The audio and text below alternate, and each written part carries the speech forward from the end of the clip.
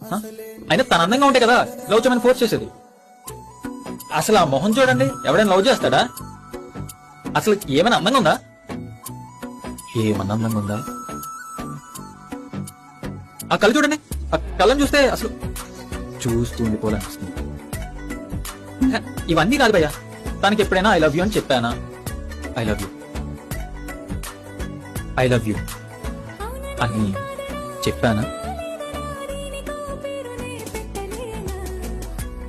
I love you అని చెప్పలేదుగా.